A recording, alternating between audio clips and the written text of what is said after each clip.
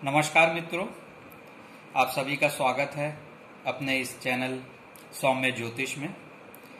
दर्शकों, आज का हमारा टॉपिक है कुंडली में प्रेम विवाह के योग। दर्शकों, प्रायः आज के समय में हर युवक व युवती अपने मनपसंद जिसे वे चाहते हैं उसके साथ अपना जीवन बिताने की चाह रखते हैं, लेकिन बहुतों का यह सपना साकार नहीं हो पाता। कुंडली से हम जान सकते हैं कि प्रेम विवाह के योग हैं कि नहीं। तो आइए शुरू करते हैं। कुंडली में प्रेम विवाह के लिए प्रथम भाव और लग्नेश, पंचम भाव और पंचमेश, सप्तम भाव और सप्तमेश, नवम भाव और भाग्येश, एकादश भाव और लाभेश का शुभ और बली होना अच्छा होता है। फिफ्थ का लॉर्ड अगर 6, 8, 12 में हो तो प्रेम विवाह में बाधा आती है। फिफ्थ का लॉर्ड अगर फोर्थ में हो तो प्रेम में धोखा मिल सकता है।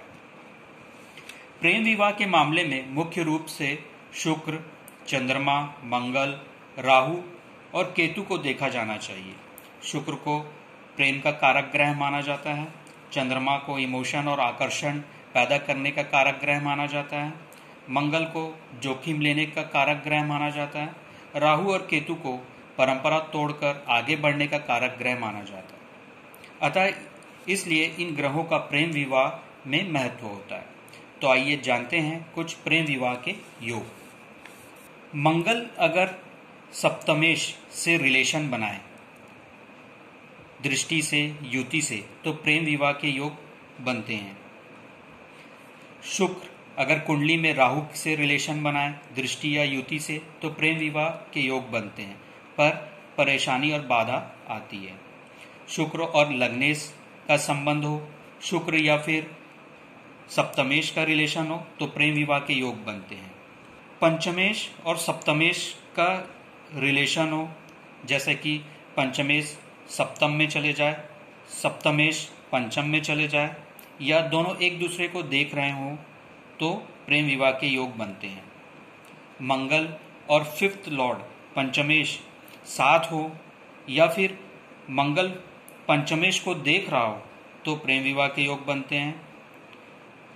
शुक्र और मंगल की युति हो, या फिर शुक्र और राहु की युति हो, तो प्रेम विवाह के योग बनते हैं। पंचम भाव में अगर शुक्र और चंद्रमा हो और पंचमेश की दृष्टि पंचम भाव पे हो, तो प्रेम विवाह के योग बनते हैं। इसी में ही अगर शुक्र और चंद्रमा की युति हो और पंचमेश भी साथ में बैठा हो, तो प्रेम विवाह के योग बनते हैं। पंचमेश अगर सप्तम में चले जाए, या फिर नवम में चले जाए, एकादश में चले जाए, या लग्न में हो, तो प्रेम विवाह के योग बनते हैं। उसी प्रकार अगर सप्तमेश भाग्य भाव में चले जाए, लाभ भाव में चले जाए, लग्न में चले जाए, या पंचम में आ जाए, तो प्रेम विवाह के योग बनते हैं। अगर इसी स्थानों में, जैसे कि पंचम स्थान, सप्तम स्थान, नवम स्थान, एकादश, लग्न, इन भाव में राहु, केतु या फिर शनिदेव बैठे हों, तो प्रेम विवाह में बाधा और परेशानी आती है। अगर आपकी कुंडली में भी कुछ प्रेम विवाह से संबंधित अगर कुछ बाधा या परेशानी उत्पन्न हो रही है, तो उसे कुछ उपाय द्वारा दूर किया जा सकता है। अगर फीमेल की कुंडली है तो आप माँ पार्वती और माता गौरी की आराधना उपासना करें। मेल की अगर कुंडली है तो भगवान श्री कृष्ण की उपासना करें। जैसा कि श्री गणेश विघ्नहर्ता है, तो श्री गणेश जी की भी उपासना करना लाभदायक होगा। और फिफ्थ का जो लॉर्ड है, स्वामी है, और सेवंथ का जो स्वामी है, उसकी उपासना करना भी लाभदायक होता है। तो कुल मिला के अगर फिफ्थ का लॉर्ड 6th, 8th और 12th में हो, तो प्रेम विवाह में बाधा परेशानी आती है। फिफ्थ का लॉर्ड अगर 4th में हो, तो प्रेम में धोखा मिल सकता है।